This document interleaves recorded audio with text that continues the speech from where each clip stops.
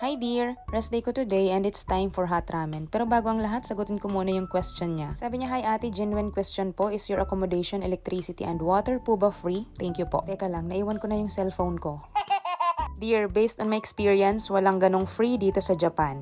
Kagagaling ko nga lang pala mag-grocery at dumaan ako dito sa Sondoya Ramen Shop. So ayun na nga, magpipitong taon ako dito sa Japan at hindi ko pa na-experience yung free accommodation, water, and electricity. Pero yung free wifi, yes po, na-experience ko na. Kasama na sa bayad sa bahay. Kung merong mga trainee or SSW na free ang mga ganong bagay ay sana all.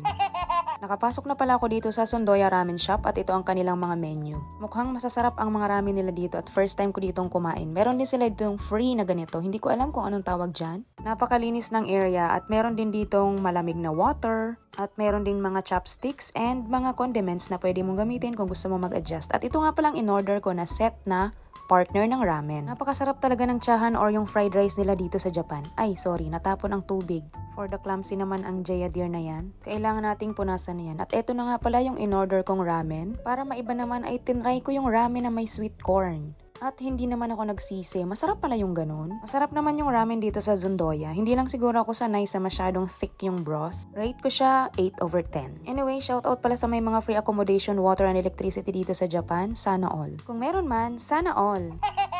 Sugoy na, bebe! Mata ne! Salamat sa panonood!